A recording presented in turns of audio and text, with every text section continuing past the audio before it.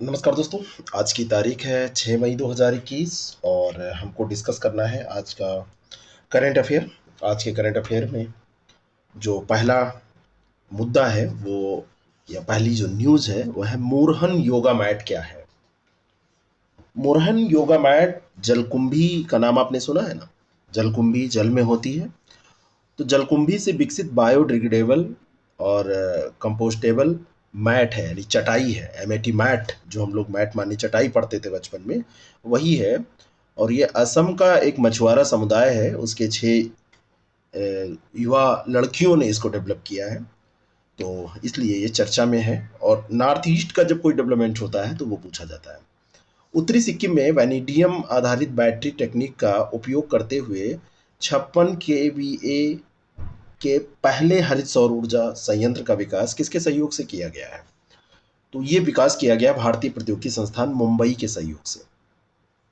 इसकी विशेषता यह है कि भारतीय सेना ने 16,000 फीट की ऊंचाई पर ये हरित सौर ऊर्जा संयंत्र का उद्घाटन अभी किया है।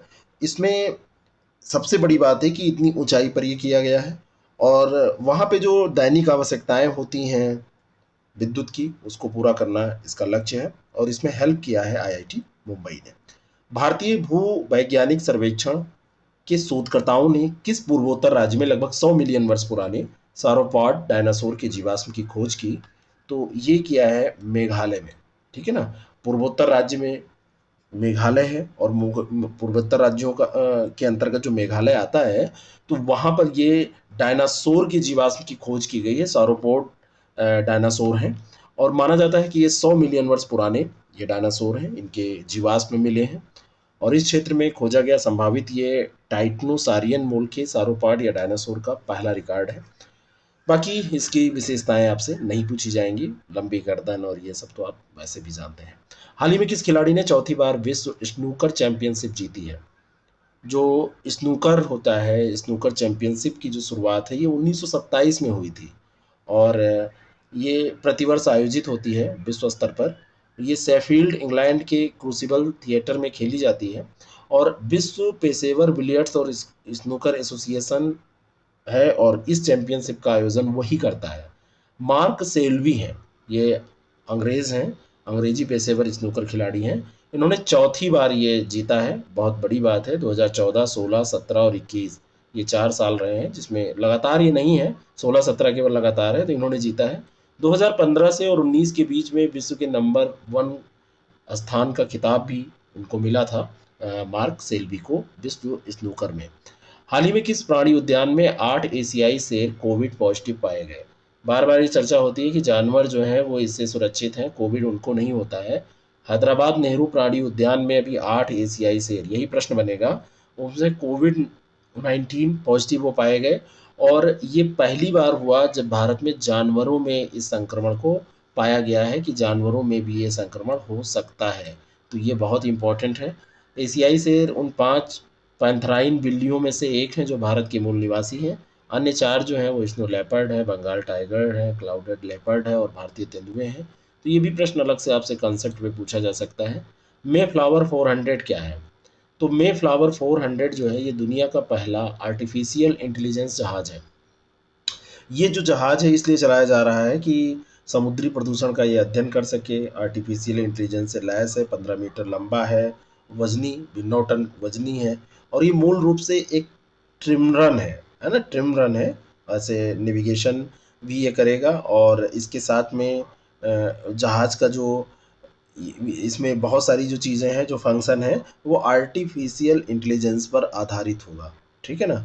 और ये टकराव से बच सके इसके लिए इसको प्रशिक्षित किया गया है। खुद को ये मैनेज कर सकता है, जैसे कोई जहाज सामने से आ रहा है, टकराव ना हो तो इधर उधर ही खिसक सकता है, मोड़ सकता है डायरेक्शन अपना। 100 घंटे के ऑडियो डेटा के साथ इसको तैयार किया गया है कि ये 100 घंटे का ऑडियो डेटा भी ले सकता है। अक्टूबर फेस्ट क्या है। तो अक्टूबर फेस्ट ये बहुत आप लोगों को मज़ा आएगा सुन के कि ये एक त्यौहार है जो कि अक्टूबर के महीने में म्यूनिक में 2 सप्ताह तक ये मनाया जाता है, साल भर में एक बार। अभी हाल में क्या हुआ है, जर्मन सरकार ने घोषणा की कि कोविड-19 के कारण ये अक्टूबर फेस्ट का उत्सव रद्द कर दिया जाएगा और ये लगातार दूसरा वर्ष है जब जर्मनी में इसको रद्द किया जा रहा है। 16 से 18 दिन तक ये त्यौहार चलता है और सितंबर अक्टूबर के महीने में नॉर्मली ये पड़ता है। 6 मिलियन से अधिक लोग भाग लेते हैं और इसमें सबसे बड़ी बात ये है, इसको स्थानीय लोग डिवीज़न कहते हैं, अब वहाँ उच्चारण क्या होता है मुझे नहीं पता। और इसमें सबसे बड़ी बात है, खूब बियर पीते हैं। इसको जब ये त्यौहार होता है, इसको सेलिब्रेट करने के दौरान, खैर दारू हमारे यहाँ भी होली वगैरह में पी जाती है, कोई भी बहाना मिलता है तो पीने वाले चूकते नहीं है, लेकिन यहाँ पे खूब बियर पीते हैं, खूब ज़्यादा बड़ी मात्रा में बियर का सेवन ये लोग करते हैं। मई 2021 में भारत ने किस देश के साथ 1.4 अरब डॉलर के निजी क्षेत्र के व्यापार और निवेश की घोषणा की? तो भारत और यूके ने, ब्रिटेन ने निजी क्षेत्र में व्यापार के लिए 1 बिलियन पाउंड, जो कि 1.4 बिलियन डॉलर के बराबर है, उसकी घोषणा की है। और इसमें सीरम इंस्टीट्यूट ऑफ इंडिया द्वारा 240 मिलियन पाउंड का निवेश भी शामिल है इसी के अंतर्गत।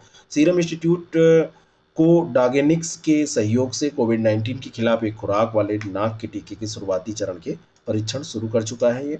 और भारत और ब्रिटेन के बीच में लगभग 23 बिलियन पाउंड का सालाना व्यापार भी होता है। तो 1 बिलियन पाउंड का अभी ये व्यापार और निवेश का एग्रीमेंट यानी जो घोषणा की गई है, तो इसके यहाँ पे आप ये भी जान लीजिए कि 23 बिलियन पाउंड का व्यापार ऑलरेडी होता भी है। सिग्निफिकेंट इकोनॉमिक प्रेजेंस, एसईपी सिद्धांत एक अवधारणा है जिसका उपयोग किस प्रकार का कर लगाने के लिए किया जाता है? तो जो भी ये कंपनियां हैं, जैसे फेसबुक हैं, गूगल हैं, जो कि हमारे क्षेत्र में काम करती हैं, लेकिन यहाँ की नहीं है, भारतीय क्षेत्र में ये काम तो करती हैं, लेकिन ये हैं कहाँ की? बाहर की। और यहाँ पे काम करती हैं, तो इन पे टैक्स लगाने की बात हो रही है। 2 करोड़ रुपए की राजस्व सीमा, और गूगल, फेसबुक जैसी जो अनिवासी प्रौद्योगिकी फर्म हैं, उनमें 3 लाख उपयोगकर्ताओं की सीमा को इसमें सूचित किया गया है कि इस आधार पर इन पर टैक्स लगाया जाएगा, डिजिटल टैक्स। तो ये रहा हमारा करंट अफेयर, जो कि 6 तारीख का है। मैं आपको बताना चाहता हूँ कि आप लोग अगर खूब अच्छे से तैयारी करना चाहते हैं और अगर अच्छे नोट्स चाहते हैं, तो हमारे कोर्स आप ज्वाइन कर सकते हैं। 63072812 हमारा कॉन्टैक्ट नंबर है। इस पर कॉन्टैक्ट करके आप जानकारी ले सकते हैं, व्हाट्सएप भी हमको कर सकते हैं। और टेस्ट सीरीज़ प्रोग्राम है RO और PCS के लिए, उसका भी लाभ उठा सकते हैं। Thank you so much. अच्छा लगेगा तो इसको लोगों तक पहुँचाइएगा, जिससे घर पे बैठ के वो अच्छे से पढ़ सकें।